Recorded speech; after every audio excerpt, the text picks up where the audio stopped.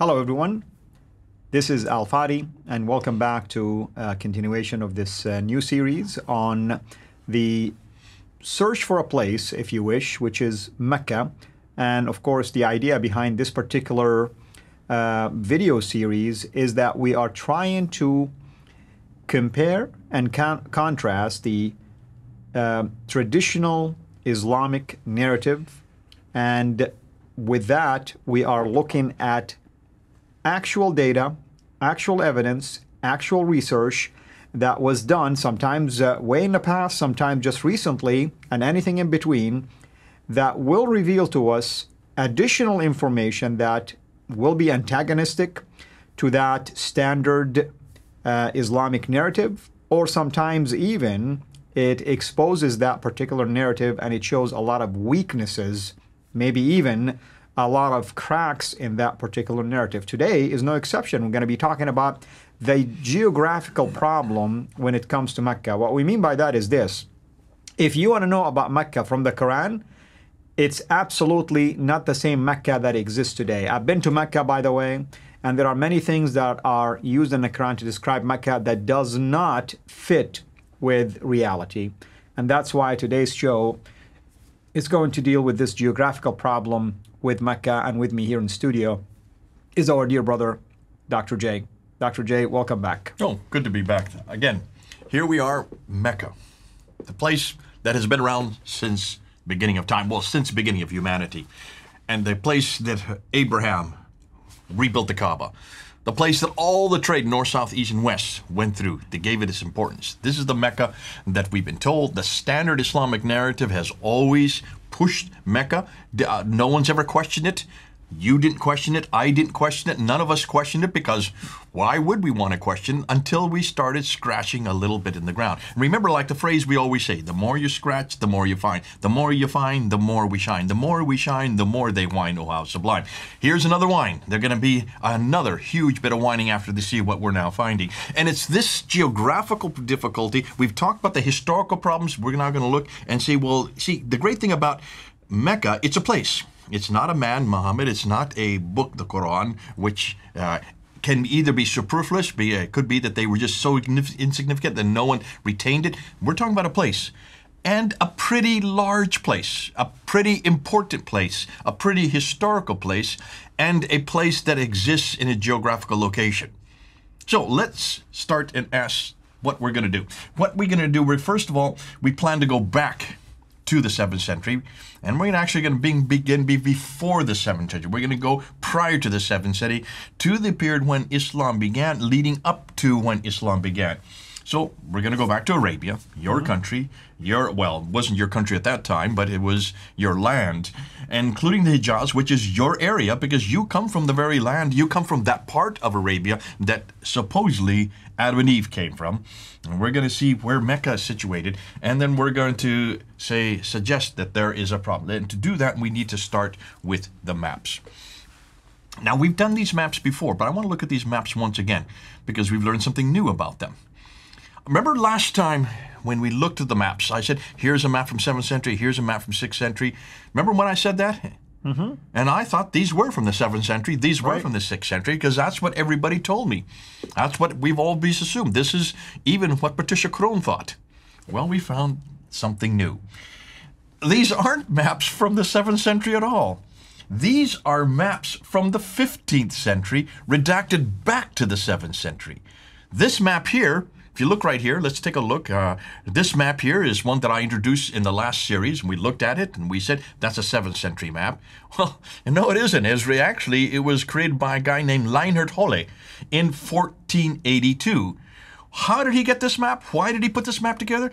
Because this is Ptolemy's map, and everybody called it Ptolemy's map. But Ptolemy never made any maps. They didn't make maps that early. They didn't make maps because they didn't have a bird's eye view of looking down. They didn't even think about looking down. If anything, they would just take coastal barriers and that, and just create coastal barriers and put where the cities were. It was in the 15th century and the 16th century they started making maps. But what they did is they went to Ptolemy's writings, and they assumed by looking at his writing that these places were, putting it on a map. So all these places you see here, take a look at all these names. Notice it shows that there's an awful lot of peoples right in here in the central part of Arabia, right?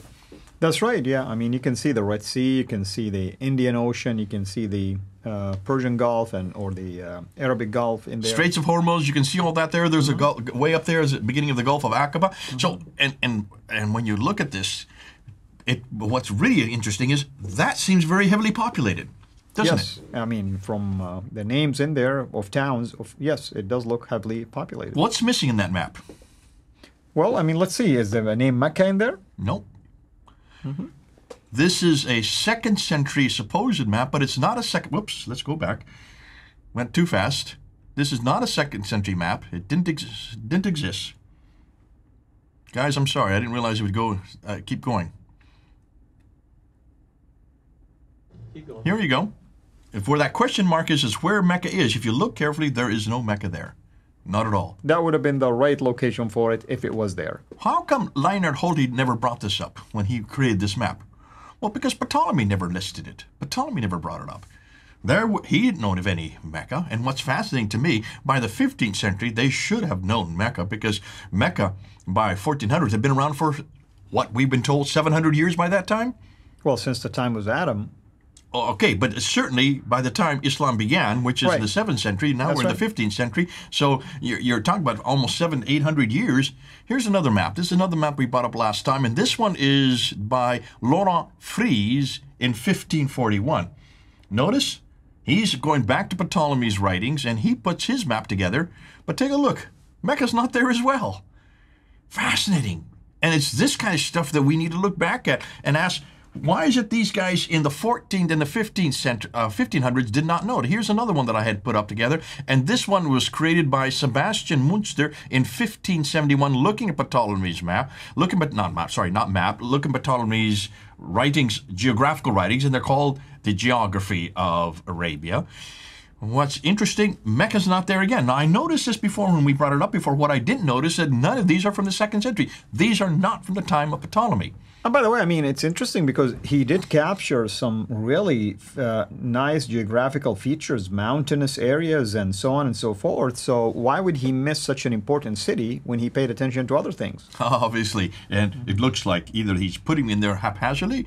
Now, this is one that is attributed still to the 7th century, but there's nobody that I can come up with that actually claims that this is 17th century Mecca. Regardless, do you see Mecca there?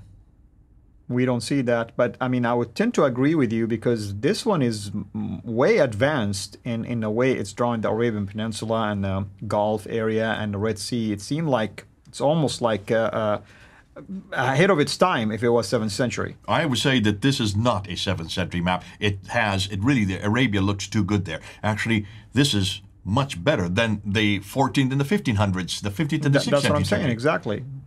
Same with this one here. Here's another one that's attributed to the 7th century. But take a look at it. It actually gets it quite correct. Except, obviously, what's missing is Mecca is still missing there. Now, who's attributing them to the 7th century? Well, people today are attributing them, and that's why I was looking all over and saying, how do we know? And nobody can really support that. They're just saying, this is a 7th century map. This is what it is. They're doing the same thing today in the 21st century that the 16th and the 15th and the 16th century people were doing. They're saying, this is from the 2nd century of Ptolemy. No, this is not. They're just doing the same thing again. They're taking the names and they're redacting it back. And this is typical of an awful lot of people. I remember getting a lot of reaction in my comments from people down below. And they were saying, you know, we have a map. I've studied in college. I studied in high school, and there's a map, and Mecca's on that map. I said, okay, well, when was that printed? Well, it was printed in my textbook. And when was that printed? Well, in fact, this century, okay? And, of course, anytime you talk about Mecca, you're going to put Mecca there. Because you're going to put Mecca there today because it's there today. But it was not there in the 2nd century Ptolemy, and we're going to get into Ptolemy. We're going to see exactly what he did say. And it certainly wasn't even there in the 14 and 1500s because they didn't know about it, except they should have known about it. And still they didn't put it on that map because they actually, if you want to ask a question, they were actually doing the correct thing. They were just following what Ptolemy said. And Ptolemy never mentioned Mecca. So the maps need to be redone. We need to now relook at it, and we need to say from here on out, when we start introducing this in our studies, in any of the schools, we need to make sure that we go back. And we need to ask, why is it the maps didn't do it? Well, the reason the maps didn't do it is because Ptolemy didn't know about this place.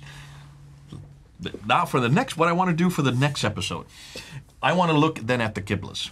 And this is the good one from Gibson. This is what you did talk about. We're going to talk about Gibson. We're going to unpack that very quickly just to remind people, because then we're going to go back after Gibson. We're going to start looking at what Ptolemy did say, what Pliny the Younger said. Agatharchides, this is the Greek explorer. What did he talk about?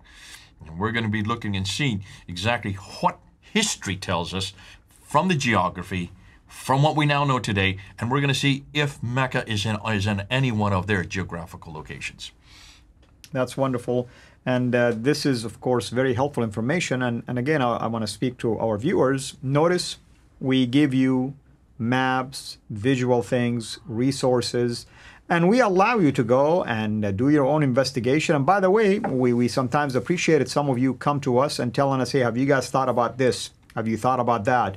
Or here is a counter argument to what you are stating. We welcome all of that. In fact, this is the whole reason why we do this, because we want to make sure we know about all the objections that could be raised out there to give us the chance to either refute, or if we cannot refute it and we discover that it is compelling, then we will be the first to actually go ahead and talk about it, because our motive at the end of the day is to try to prove Mecca did exist when we were told that it existed, and that the Quran originated from where we're told it was originated, and that the direction of prayer was towards what we were told it was towards, and that's Mecca, and the list can go on and on and on. At the end of the day, we want to help you.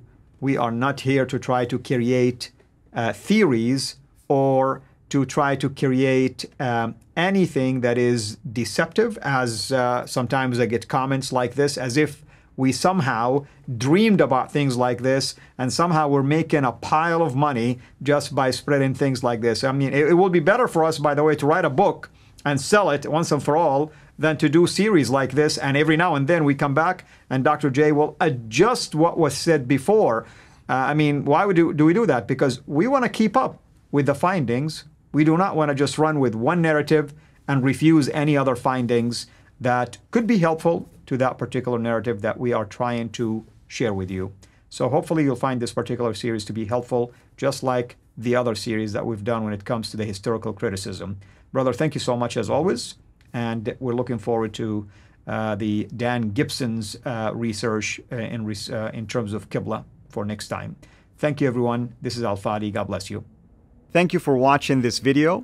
Be sure to like and subscribe to our channel, Sira International, and click on the bell so that you receive notifications whenever we publish a new video or go live. I would also like to appeal to you to consider becoming a Patreon patron by clicking the link right below. By doing so, you can give towards the production of these videos.